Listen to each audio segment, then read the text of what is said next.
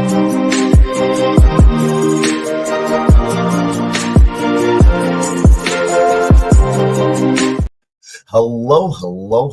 and welcome to another episode of TacoBytes, your Daily Bite of Degen, episode number 741, coming to you live from somewhere, nowhere, South Korea.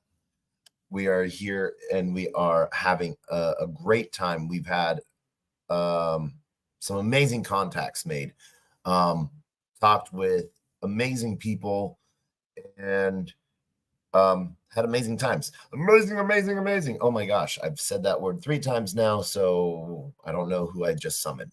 But oh no, it just came to mind who I summoned with that. They're probably going to call soon. So yeah. But anywho, KBW has been an amazing week so far. Have another week here in Korea, so have a lot of work I have to get done with. Have a panel talk Monday at the Korean Artificial Intelligence Association, and have a day to be a tourist and more work. So though we are done with KBW, the job is not done, because not only on top do we have to finish up everything that got done here in KBW, but we have to start, well, we've been prepping, but we have to get everything lined up and ready for Singapore and Token 2049. Are we going to see you there? I hope we do. It is expected to be an amazing turnout. 30,000 tickets, and the event is going to be huge. The venue is amazing. The venue is huge, and the side event list is off the chart. So, would it be Token 2049? And would it be an event mecca if Taco wasn't throwing an event or part of a major event? Yes. We have Decentralized AI Day on the 17th, starting at 3 p.m. So if you want to come, shoot me a message. I'll send you the link. Make sure that you come up and have a great time talking open source and decentralized AI. It has been an awesome day with Polygon and Dabble Club, talking Farcaster with different projects, running into people I haven't seen since April in Dubai, and talking to them about how their projects have changed, or not necessarily changed and pivoted, but grown, from being an NFT collection to being an NFT marketplace, from being a social analytic tool to being a social platform, and all the other cool people that are building really cool stuff. Huge shout out to the WRC Dabble Club here in Seoul, South Korea. Thank you so much for hosting me and having me there. There was a ton of builders, and it was really fun. Sort of culminated in a write your own bingo of Web3 keywords, and there was like 3 winners at the end that all won like $200, and I thought that was sort of awesome. The fact that they had pizza from Jackson's Legendary Pizza and Chicken was actually really good, but the good conversations were deep, and had a lot of fun. Had to run. Was going to be I missed the one of the events that I wanted to get to today was the Cardano constitutional meetup to get ready for the Constitutional Convention in December in Argentina. Unfortunately, I was not able to make that. I apologize, Hosky. I let you down. My bad, boy. I'm a bad dog. But from what I saw, it looked like a good group of people showed up to talk about governance on Cardano and what the age of Voltaire after the Chang hard fork is going to look like. So really cool things are coming, and some really different things are being built out on Cardano. So I think, you know, grab some if I were you, maybe in buying speculative assets, because we are consumers that do that. It's a good solid 4 to 5x, So plus liquid staking, why not, right? Earn more. On top of that, ended up the night at with Iron Capital, Ambassador Investments, and a few other projects that were co-sponsoring this dinner.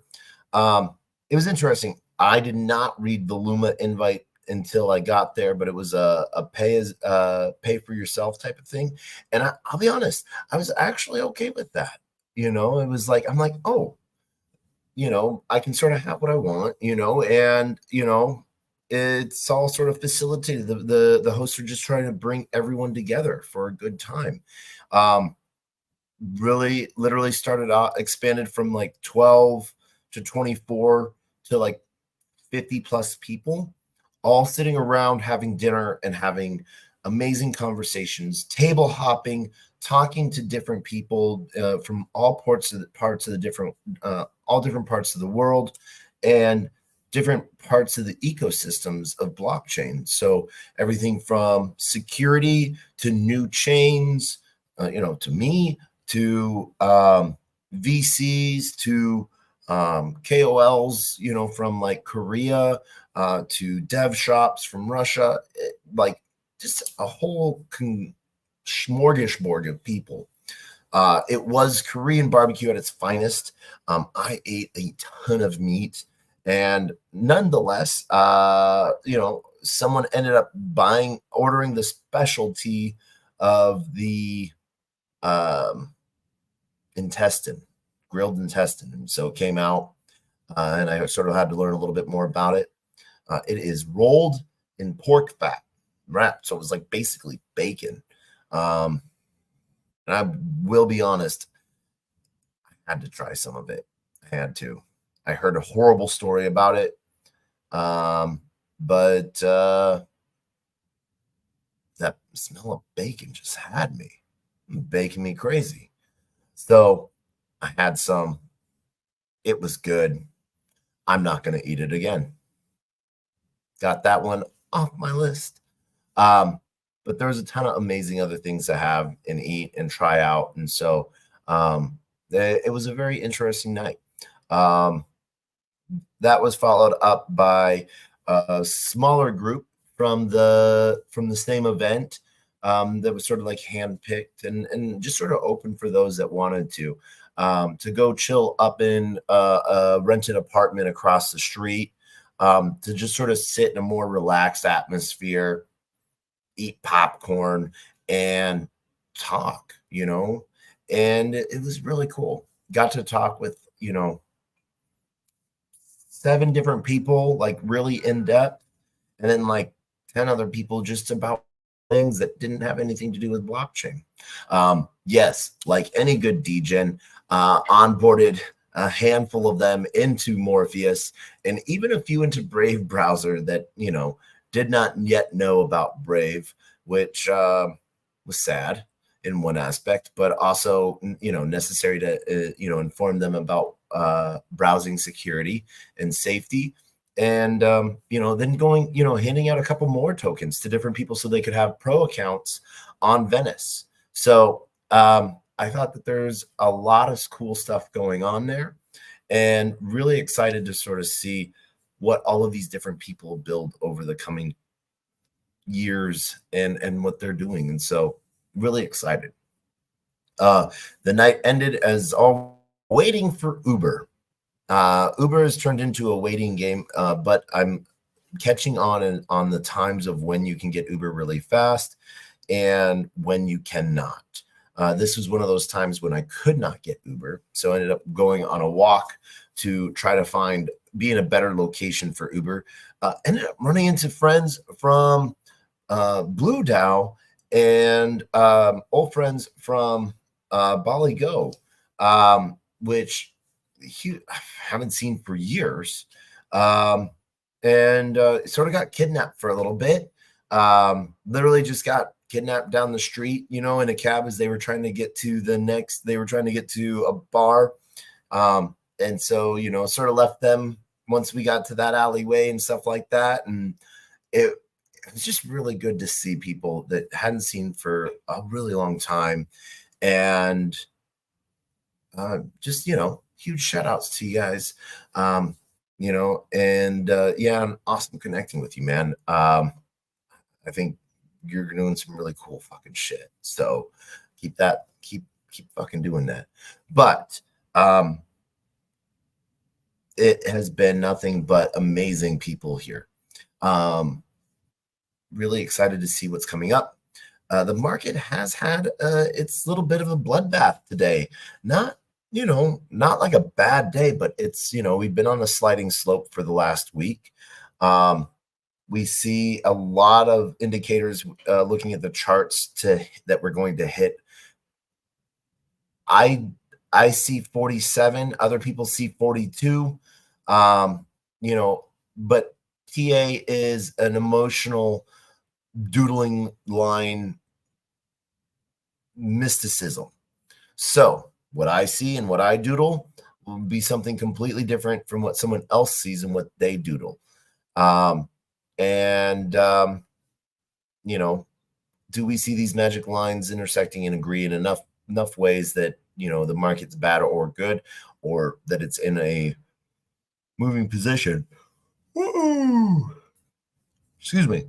But because, we are sort of in a sell-off, sort of period, it seems like, I would just say if we look at it in a bigger zoomed out, we're sort of in this weird choppy piece that's sort of staying in this band right now.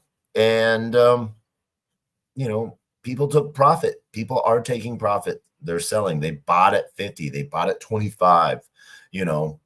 We can't shame people for selling.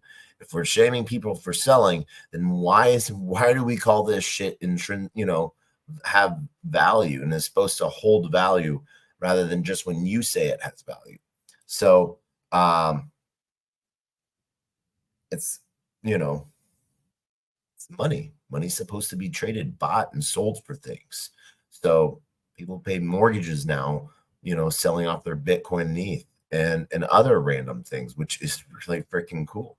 So expect some more of this. We're going to see, another few days. And I'll be honest, the other side of this too, I don't really see us starting to rebound till, I'll tell you two reasons why my chart says September 24th. Actually, three reasons why. One, that's where my dangling slanted, chart lines sort of hit, but it makes sense for two reasons. One, around large conferences, we always see sell-offs because projects, protocols, people have things, bills that they have to pay for at these conferences. And so they usually pay for them in crypto sometimes, especially the events. The events will take crypto, or they have crypto and they have to send it to employees or pay for things, vendors. And so they have to sell that crypto. We will see that here at KBW, and then we're going to definitely see that in Singapore, followed by, in Singapore breakpoint. So the fact that my doodly lines aim at September 24th as when we start to move back up really runs in line with us and, start of, the end of the cycle for right now of conferences. So do what you want with it. We'll see some really cool stuff, I think, coming up. And no one's losing heart. Everyone's still building, everyone's still developing, and everyone's still pushing out MVPs and products that work to the consumer level. We're trying to onboard your grandma. So we're going to be talking about some cool games coming up. We have some interesting stuff on the security side of things. Man, go and read that article about the recent Trezor hacks. Some creepy stuff. So, everyone sort of has talked about, who cares? I don't care if I lose my device, I'll just import my seed into a new one. Well, now what the fears are is if can happen if someone gets their hands on your Trezor itself. Makes you sort of wonder about Trezor. It's not a bad hardware wallet. Do not get me wrong.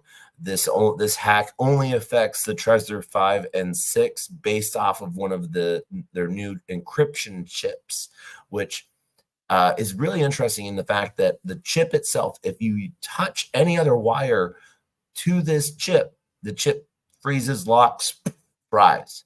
And that's one of the safety mechanisms, because when you're trying to access a microchip that is not yours or part of the true device, you attach leads to it to be able to send and receive data through it.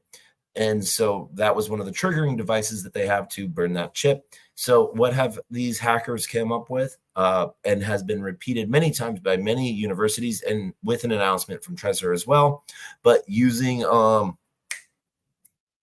electromagnetic pulses to read and send signals and stuff like that. So some hardcore stuff,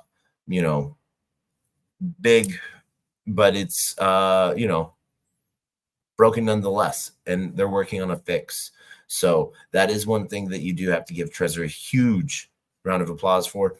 They're owning up to it. They're talking all about it. They're talking about how it can be remedied, like protect your device type of stuff until they get a full fix for it.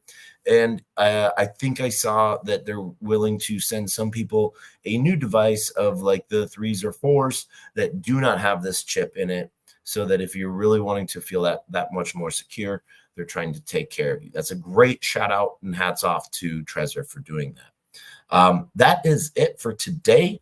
We will see you tomorrow. And as always, we end this episode with 2 things: our words of wisdom and the greatest worst knock joke on the face of the planet. I want to shout out to everyone joining us on LinkedIn, Player One Taco, YouTube, Twitch, Twitter, Telegram, Rumble, Kick, on chain via Unlonely on Base, and on-chain via Solana, thanks to Filecoin and Soul Media Tech. We will see you later, but in the meantime, our words of wisdom are always the same. A closed mouth cannot be fed, and you cannot feed a closed mouth, meaning if no one knows you're looking for opportunity can never come a knocking. If opportunity does come knocking and no one answers, it's going to keep on walking. And with that, we end with the greatest worst knock joke on the face of the planet, meant for out of honor of those that come before us and respect for those that come after us. Plus, we don't have any other better jokes. But knock. Who's there?